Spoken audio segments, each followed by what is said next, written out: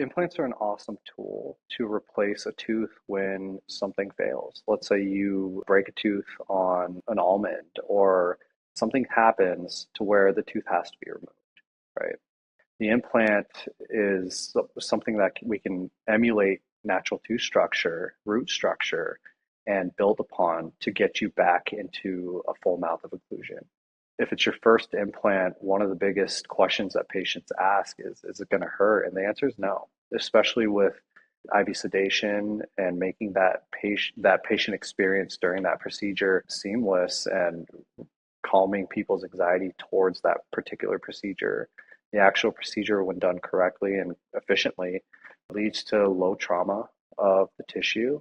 At PCCD, when we do these implants, a lot of them are surgically guided, so there's no room for mistakes. It's all a pre-planned, measure twice, cut once type of thing.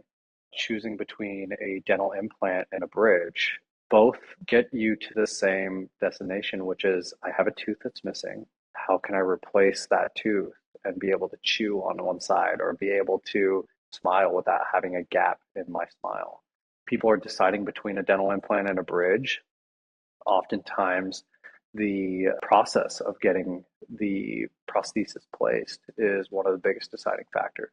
The bridge can be done is in as short as one visit, maybe a longer visit, but about 2 hours, and you'll have a dental bridge that day. Whereas the implant, the process is a little bit longer because we're placing a titanium prosthesis to replace a tooth. And it takes time for the titanium and the bone to what's called osseointegrate. That's when the bone fuses to that implant and accepts that implant. So we can then build a crown on top of it. Usually the process of from start to finish of getting a dental implant and getting the crown over the top of it to be back to new is about 4 to 8 months. And during that time, it's just really just you healing. And that first and second appointment are, I guess, the steps into getting that implant placed. So when it comes to dental implants, I'm going to use a specific example, maybe not an aesthetic example, but more of a functional standpoint. When you lose a tooth in between two other teeth, or specifically in the lower arch, there's this thing on earth called gravity, right? And teeth like to have buddies, whether it's to the sides or on the top, right? So when you're missing that tooth, what teeth will often do in that empty space is to tilt into that empty space.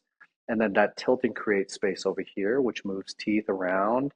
And the tooth above that empty space will slowly, what's called supra erupt into that space, which throws off occlusion and eventually creates malocclusion and other issues that can arise from that. So what an implant does is, yes, restore function for chewing, but also maintain space in your arch form to where you don't run into drifting of teeth or loss of function of chewing or supereruption of your upper teeth or things like that. When you have a dental implant, at the end of the day, that dental implant you can treat as a natural tooth. Done correctly and implant was placed in the ideal position, that should function as a regular tooth. Now, smoking and chewing tobacco and all those things for teeth are not very good because it inflames the tissue and it creates an environment where the gums tend to pull back, and implants are no different. So ideally, my patients, when they start the journey for getting an implant, are addressing those habits and creating an environment in their mouth where that implant's going to be the most successful.